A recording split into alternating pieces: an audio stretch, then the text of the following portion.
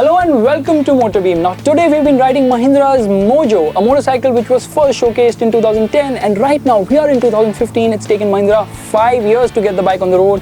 They showcased it multiple times at the Auto Expo, but now this bike is here. It feels very sorted out, and I have with me over here Dhanil, who's our ace test rider at MotorBeam. Well Dhanil, what do you feel about the motorcycle? What do you feel about the looks, the styling of the motorcycle? The styling is a bit quirky, but it feels beefy when you're sitting on the bike or you're looking from a side. But the aggression on the front, it's a bit different. But those DRL lights, don't you think they look a bit cool? Yes, they but look what good. I do feel is that on the Mojo, it looks a bit bigger than other bikes in this segment. Talking about the instrument cluster, we know that KTM has really loaded the console, but Mahindra has a few tricks up its sleeve. So you have a top speed timer over here. Yes. So that's a cool bit, but the main part, which every one of you wants to know, is how does it perform? So we have a 300cc engine over here, which produces 27 horsepower and a mind-blowing 30 Newton meters of torque. Well, that is segment leading.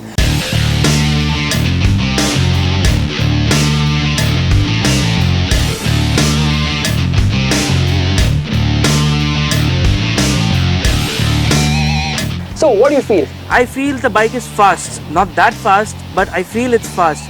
It's much more of a tourer. 9000 RPM comes early, but the torque range is, again, it comes on the later part. So it feels more like the power comes in very late. It looks a bit aggressive. It should go fast, but it just doesn't as much as you want to. So it doesn't accelerate as fast as the numbers would suggest, and that's because of its weight. So it weighs more than 165 kgs, and it has those two exhausts over here, and it's a 1x2 exhaust. So that's also something very unique. And the sound, I mean, it does sound well. The pair of free flows having the DB killers on, they should weigh less, but they do weigh much.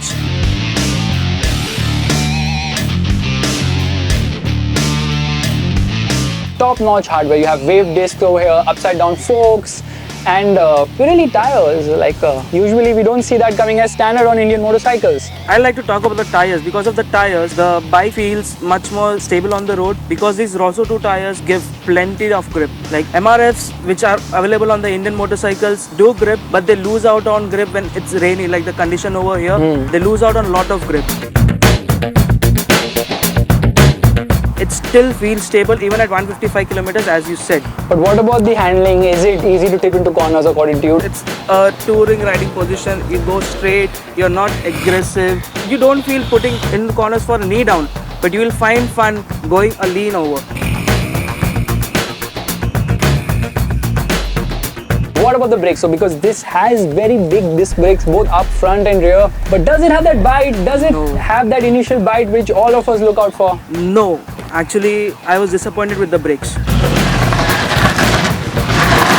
because the brakes look good, the calipers are good, but the tires are also good. The tires are superb, but the bite but is missing. Feedback is zero from the front. So overall we see this motorcycle comes in a very different kind of a role. It's not your typical street fighter out there, and when we are talking about street fighter, you are sitting on one of the best street fighters in the segment, the KTM Duke 200, a bike which has revolutionized the whole Indian motorcycle market. Aggressive pricing, aggressive positioning, amazing performance, and again top-notch hardware too. So compared to the Duke 200, what do you feel about the Mojo? Like, it's just a mixture of taking a Duke 200, adding up some good hardware onto the Mojo, making it much more comfortable. It's just the Mojo way. Much more practical motorcycle. Much more practical. So that's what we got here. So the Mahindra Mojo might not really directly hit the KTM Duke 200, because the Duke 200 is a more aggressive street fighter. The power comes in really very quickly. It just goes, you give it throttle and bang, it's gone. Whereas the Mojo is a more relaxed motorcycle. It's a motorcycle for more mature audience. It's a motorcycle which you would like to tour on. And in that way, the Mojo does fill in a gap very successfully in the market.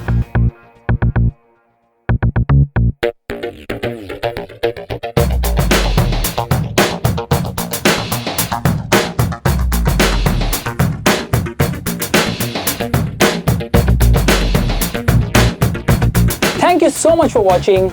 Make sure you like, share and comment and subscribe to the MotorBeam channel.